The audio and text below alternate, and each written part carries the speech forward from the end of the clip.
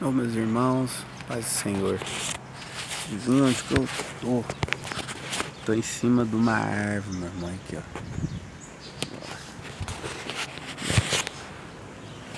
Tô em cima de uma árvore. Aqui ó, no quintal onde eu trabalho. Enfim, irmãos, aqui é um lugar fresco muito bom.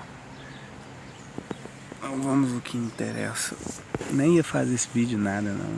Subi aqui em cima aqui, vim aqui pra baixo, vou ficar no meio da natureza aqui. E eu tava ouvindo uma canção antes do almoço que dizia que o que a gente vai fazer, o que fazer, qual a reação, qual é a nossa reação quando nós chegamos ou estamos vivendo no silêncio de Deus. O que fazer nessa hora? Como que a gente vai reagir a isso? Quando Deus se cala, quando Ele fica em silêncio, mas sabemos que Ele trabalha em silêncio, mas o silêncio de Deus é terrível para nós, porque nós somos seres humanos que não conseguimos, pela carne, compreender que não é no nosso tempo, que é no tempo de Deus, que não é do nosso jeito, que é do jeito de Deus, porque nós fomos criados numa natureza antiga, pela qual a gente estrala o dedo, corre atrás e tem que acontecer. Não servindo a Deus, né? Assim, é tudo no tempo dele. É o querer dele, é quando ele determinar. E já viu o que ela faz quando você ora, você clama, você chora, e parece que o céu tá de bronze para você. Parece que Deus tapa os seus ouvidos, parece que ninguém te ouve, nada acontece. Tudo que você faz parece dar errado. Eu sei muito bem, meus irmãos, que eu creio que eu estou passando nessa fase, né? Passei numa fase de fazer as coisas e não dar certo, né? Um irmão já chegou perto de mim e falou isso, e eu não contei nada pra ele, realmente estava acontecendo, tudo que eu fazia não estava dando certo. E talvez a gente ora, a gente faz de tudo, a gente consagra, a gente lê a Bíblia e nada. E aí?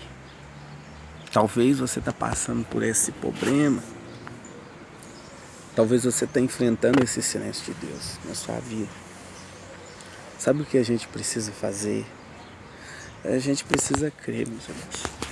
A gente precisa crer, sabe por causa de quê?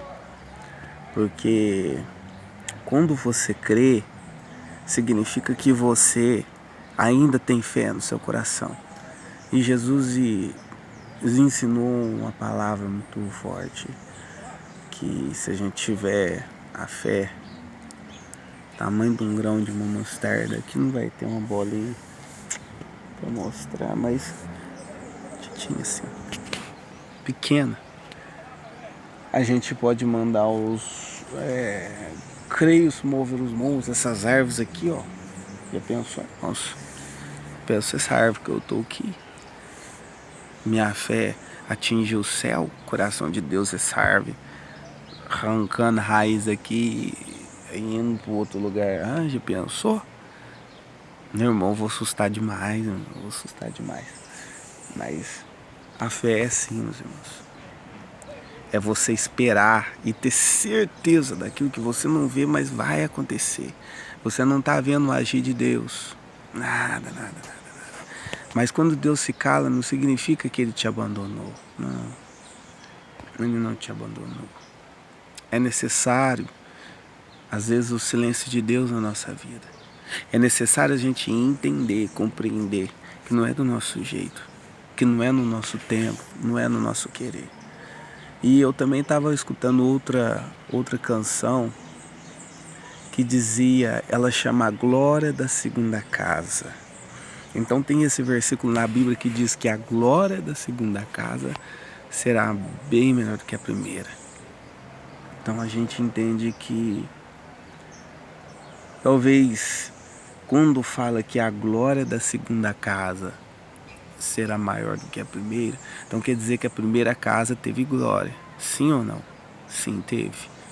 Porque não tem como a segunda casa ter a glória melhor do que a primeira, se a primeira não teve glória nenhuma. Mas a primeira casa teve glória. Mas a segunda casa será melhor do que a glória da primeira casa. Ou seja, talvez você já passou por situação assim, você já venceu. Deus te honrou porque você honrou Ele. Nas dificuldades você não parou de adorar, você não parou com o seu chamado. Dali veio as diversidades, as dificuldades, você continuou.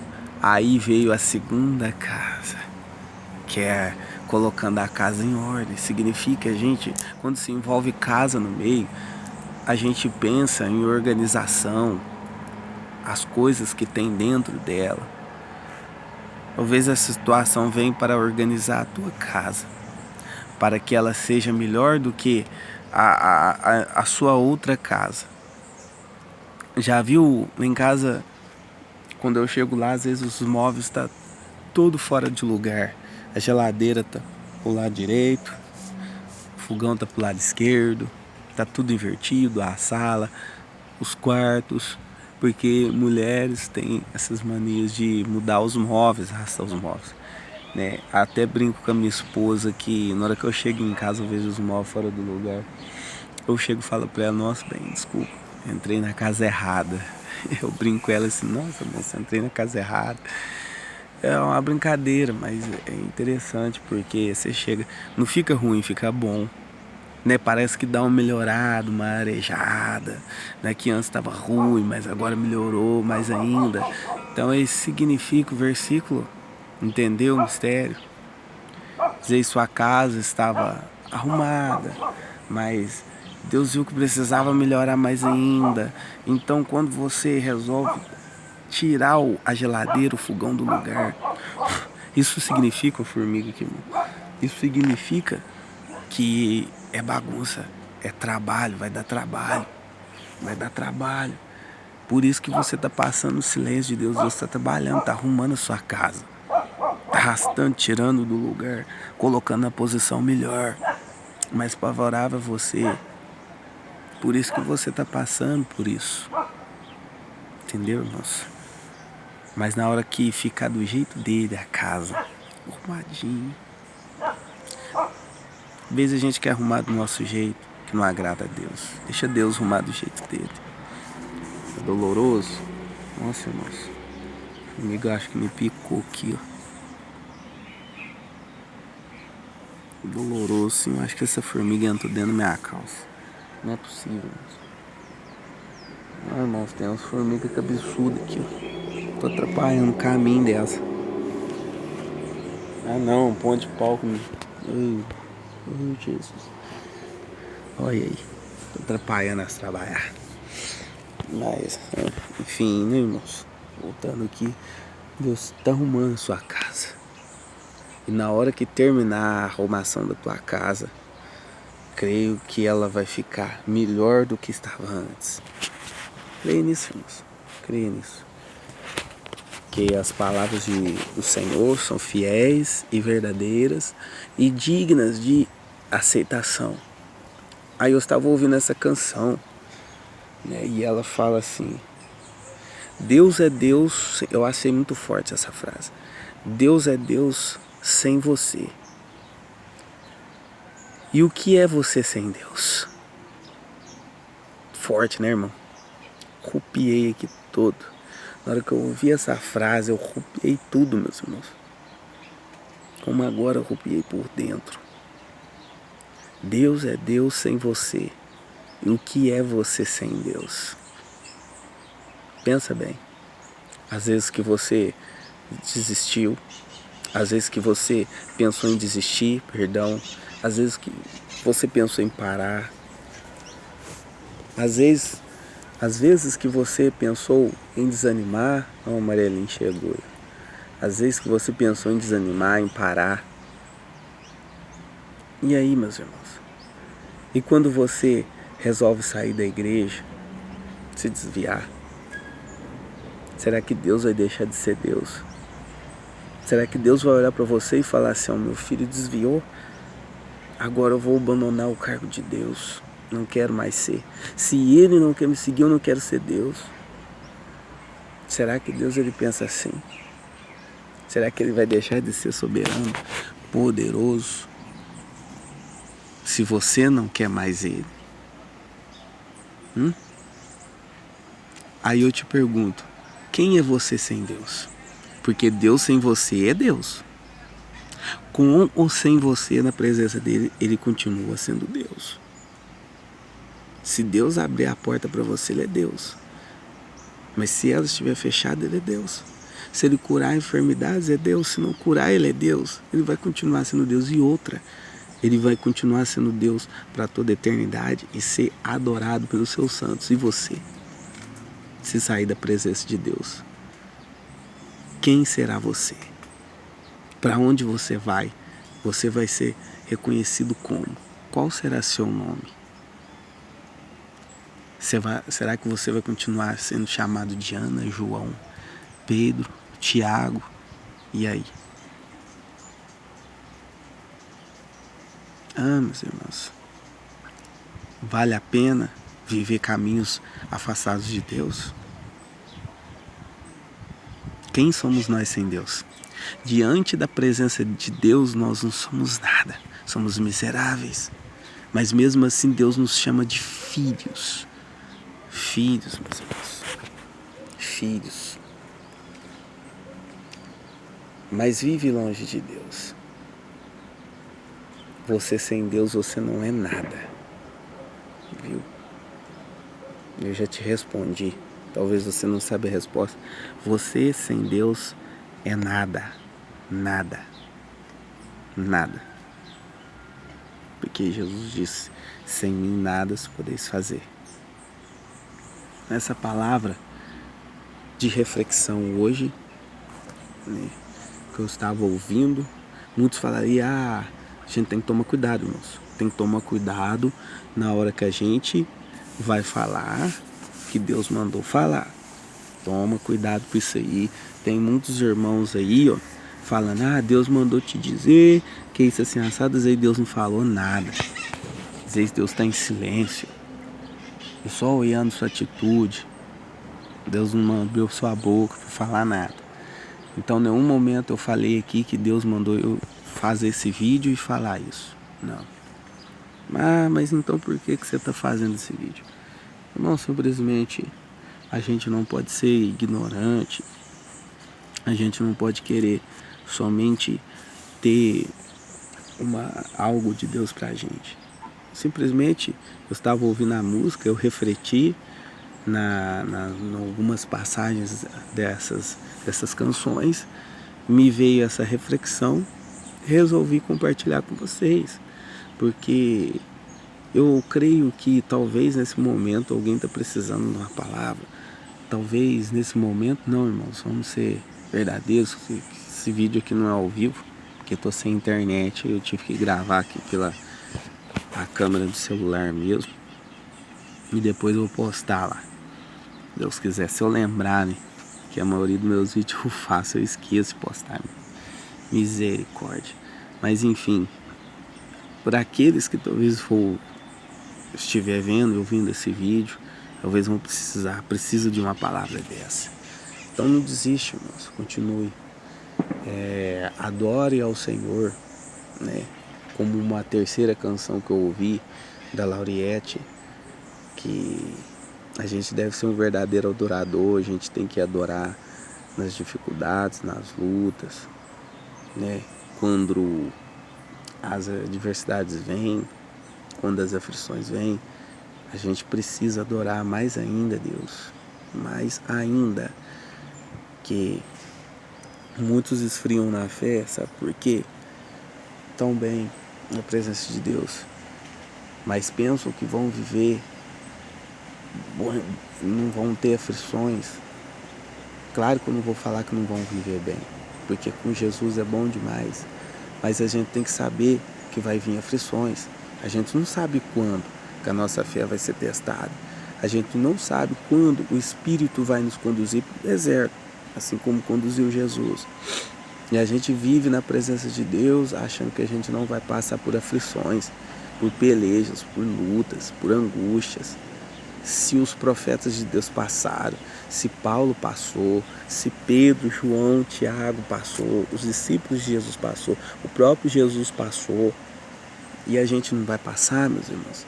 Que ignorância, que hipocrisia é essa de achar que a gente não vai passar por isso? Nós não somos melhor do que eles. Eu vi um vídeo aí de pastores que fazem a obra do Senhor. Eu falei, gente, quem sou eu? Não estou fazendo nada, eu não faço um terço do que eles fazem. Um terço do que eles fazem. Mas enfim, meus irmãos, a gente não pode desistir. E muita gente, na hora que passa por esse problema, eles caem, eles querem parar, eles andam. Mesma coisa que estão doentes, que estão com febre, que estão com chikungunya, com febre amarela, mesma coisa que foi picado por Aedes aegypti. Que é isso, meus irmãos? O cara anda cabeça baixa, olho mole, conversa bamba, né? Quer desistir, quer parar, por dificuldades dentro de casa, no ministério, no trabalho. Ei, se essas coisas te pararem, se essas coisas te param, se a Bíblia fala que a nossa luta é contra os principados e as potestades, que são os demônios mais fortes. Se essas lutas assim do dia a dia te parar, consegue te parar, como que você vai lutar contra os principais potestades? Como você vai enfrentar os demônios? Ah, meus irmãos, como? Revistam-se das armaduras de Deus. Não olhe para essas coisas não. Isso é momentâneo. Isso é passageiro. Deixa essas lutas te parar, não. Na hora que eu ouvi essa canção, meus irmãos, animei na hora. Falei, meu Deus, eu tenho que ser um adorador. Eu tenho que cumprir aquilo que eu falo. Aquilo que eu subo no altar, quando eu vou ministrar louvor, eu falo. Eu tenho que viver o que eu falo. Eu tenho que viver o que eu canto. Não é só viver o que você prega. Se você canta, você tem que viver o que você canta.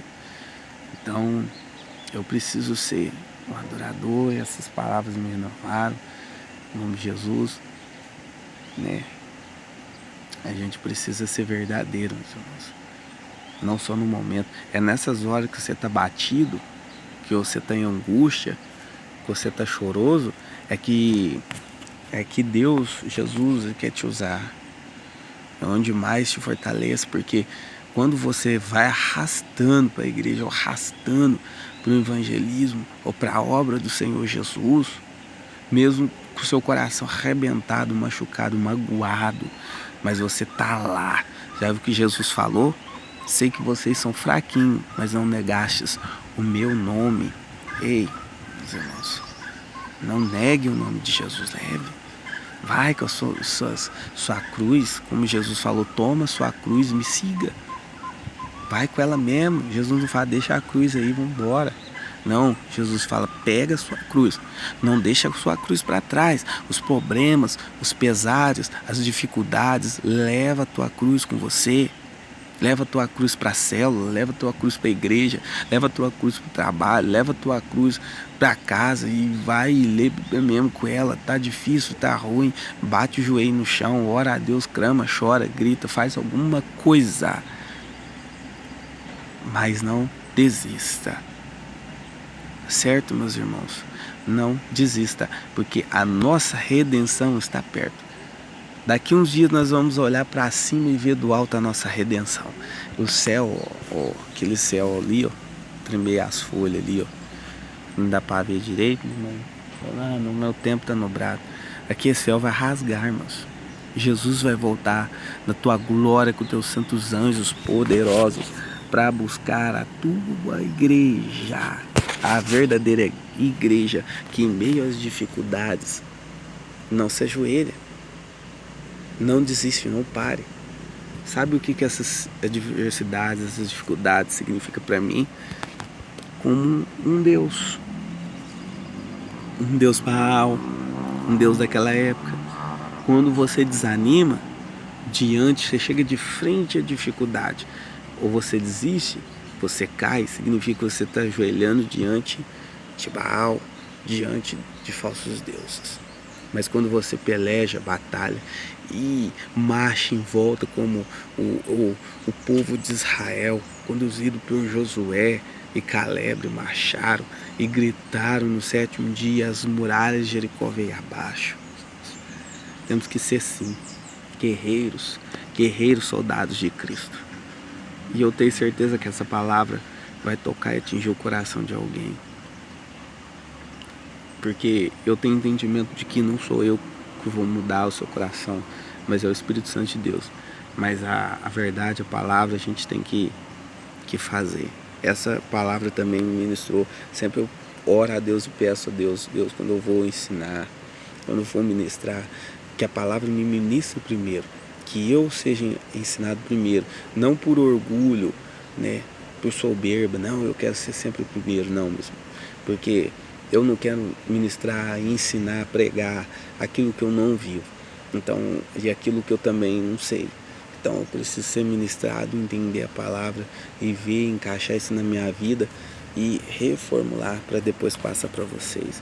E eu estava refletindo mais cedo ali, que é mais pura verdade. A gente precisa prosseguir em meio ao silêncio de Deus. Amém, irmãos? Fique na paz do Senhor, Deus abençoe, em nome do Senhor Jesus. Eu vou ter que voltar ali, né? Que falta 1 minuto, meio-dia. Irmãos de Deus, tem que descer dessa árvore aqui.